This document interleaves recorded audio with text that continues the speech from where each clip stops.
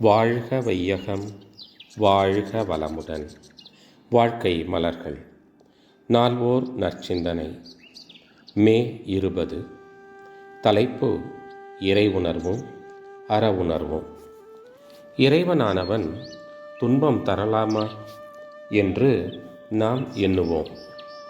ஆனால் உண்மையிலேயே அது துன்பம் அன்று.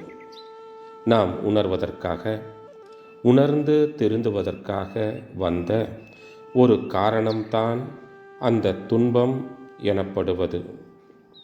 ஒரு தடவை ஏற்படக்கூடியதை வைத்துக்கொண்டு மீண்டும் அந்த துன்பம் வராது காத்துக்கொள்ள வேண்டியது நம்முடைய செயல்தான். ஆகவே செயலிலே விளைவை காணும் இந்த ஒரு எண்ணத்தை வளர்த்து கொண்டால், அவ்வாறு வளர்த்து கொண்டதை எப்பொழுதும் வைத்து கொண்டால், இறைவனே நீங்கள்தான். மனதிலே ஒரு பெரிய மாற்றம் ஏற்பட்டு நிலைத்து இருக்கிறது. இந்த நிலை விட்டு நாம் மாறுவதே இல்லை. ஏனென்றால் எப்பொழுதும் ஏதாவது செயலை செய்து கொண்டு தானே இருக்கிறோம். கேள்விக்குறி. அந்த செயலிலே விளைவு வரும்.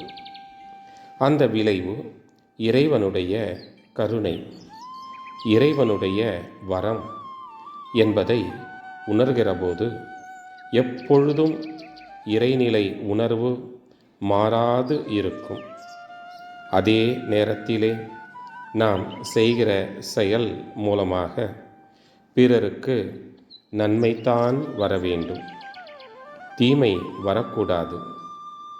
இந்த சமுதாயம் நமக்கு ஒவ்வொரு நாளும் எத்தனையோ பொருட்களை கொடுத்து நம்மை வாழ வைத்து கொண்டிருக்கிறது.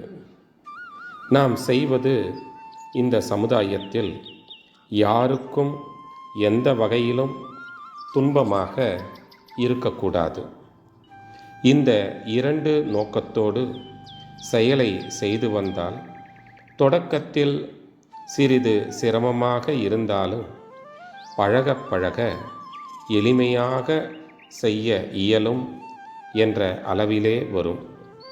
அப்படி வந்துவிட்டதானால் இறை உணர்வும் வந்துவிடும், அற உணர்வும் வந்துவிடும். அருட்தந்தை. வாழ்க வளமுடன். தொடரும்.